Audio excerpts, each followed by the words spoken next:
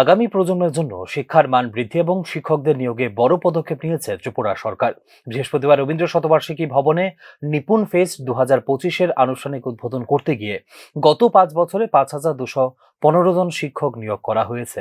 এছাড়া 115 জন লাইব্রেরিয়ান এবং 567 জন অন্যান্য কর্মী নিয়োগ করা হয়েছে বলে জানিয়েছেন মুখ্যমন্ত্রী ডাক্তার মানিক সাহা। আমরা বিগত 5 বছরে এখন পড়াবেটাকে টিচার যদি না থাকে, আপনারা জানেন যে বিগত দিনে এতগুলো টিচার কিভাবে ওদের চাকরি গেল এবং যাদের কারণে চাকরি গেল এবং চাকরি পেয়েছে সবই আমাদের জানা।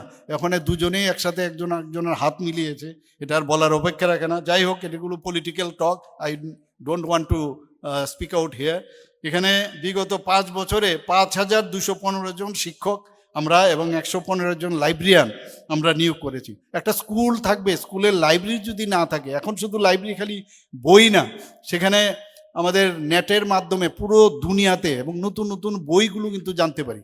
এবং যারা লাইব্রেরিয়ান আছে তারাও কিন্তু শেখায় কিভাবে তার কম্পিউটারটা চালাতে হবে, কিভাবে। তো তার জন্য বিভিন্ন প্রোগ্রাম রাখা হয়েছে।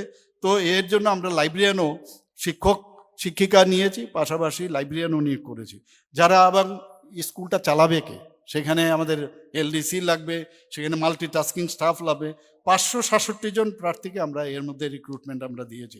আর তাছাড়া ডাইন ইন হার্নেসে তো আমরা দিচ্ছি। আর সবচেয়ে বড় গৌরবের বিষয়, এগুলো বারবার এই কারণে বলতে হয়, আমরা কিন্তু অনেক সময় ভুলে যাই। ভগবানই আমাদের মস্তিষ্কে অনেক জিনিস বলে যে ভুলে গেলেই ভালো, আদারওয়াইজ নতুন জিনিস আসবে।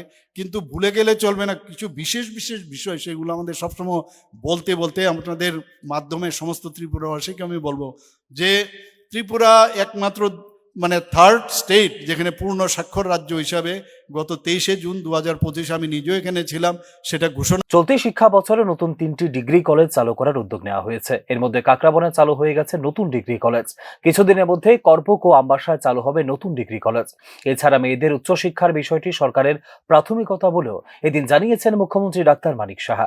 আরো 3টা ডিগ্রি কলেজের মধ্যে চালু করার উদ্যোগ নিয়েছি। এর মধ্যে একটা তো অলরেডি আমরা চালু করে দিয়েছি, কাকরাবন কলেজটি, আমবাসা, কাকরাবন এবং করবুকে। আমরা এই কাকরাবন কলেজটি এই বছর 2025-26 থেকে তার শিক্ষাবর্ষ থেকে শুরু হচ্ছে। এবং আপনারা মুখ্যমন্ত্রী কন্যা আত্মনির্ভর যোজনা, যেটা আমি বললাম, strengthening of the this girls students ও নারী শক্তি, সেখানে আমরা যারা সিবিএসই পাশ করেছে, আমাদের যে 125টা যে স্কুল আছে, বিদ্যাজ্যোতি স্কুল, এবং প্রথমে আমরা 100টা করেছিলাম, এবং টিবিএসসি, সেখানে 140 জন মেধাবী ছাত্রীদের আমি নিজেই ছিলাম সেই প্রোগ্রামে, 140 বিনামূল্যে আমরা স্কুটি প্রদান করেছি। ইভেন তাদের লাইসেন্স থেকে শুরু করে এভরিথিং সেটাকে আমরা দিয়েছি। আমার মনে আছে যে যখন মেয়েদের তাদের যে গ্রস এনরোলমেন্ট রেট, সেটা কিন্তু অনেক কম দেখা যায়। তো সেই জায়গায় দাঁড়িয়ে আমরা দেখেছি যে কলেজ লেভেলে তাদেরকে বিভিন্ন যে ফি আছে সেগুলো, এন্ট্রি ফি হোক, এডমিশন ফি হোক, বিভিন্ন ফি সমস্ত আমরা কিন্তু মকুব করেছি। এতে করে দেখা যায় অনেক যে ওখানে নতুন করে আবার ছাত্রীরা এখন অনেক বেশি। বর্তমানে ত্রিপুরার মোট 4,000 স্কুলে পরিচালিত হচ্ছে নিপুণ মিশন কর্মসূচি। 18 নভেম্বর 2022 থেকে শুরু হওয়া এই কর্মসূচি আগামীতে রাজ্যের সব স্কুলে বাস্তবায়নের লক্ষ্য নির্ধারণ করেছে সরকার। 2026-27 সালের মধ্যে তৃতীয় শ্রেণীর শিক্ষার্থীদের জন্য ফাউন্ডেশনাল লিটারেসি অ্যান্ড নিউমারেসি বা FLN অর্জনের লক্ষ্য রয়েছে সরকারের বলে দিন জানিয়েছেন মুখ্যমন্ত্রী ডাক্তার মানিক সাহা। ইতিমধ্যেই 10,000-এরও বেশি শিক্ষক প্রশিক্ষণ সম্পন্ন করেছেন এবং প্রায় 90,000 তরুণ শিক্ষার্থীকে প্রদান করা হয়েছে সহায়তা। শেখাকে আরো মজাদার এবং কার্যকর করার জন্য মিশন মুকুল এবং নিপুণ ফেস্টের মতো উদ্ভাবনী কর্মসূচি চালু করেছে সরকার।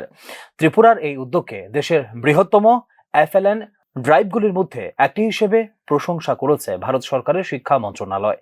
ত্রিপুরা একমাত্র রাজ্য যা নিবিড় 3 মাসের FLN উদ্যোগ বাস্তবায়ন করছে, যার ফলে গ্রেড 3 এর 33% শিক্ষার্থী শিক্ষানবিদ স্তর থেকে উন্নীত হয়েছে নিপুণ পর্যায়ে। Bureau report, news now.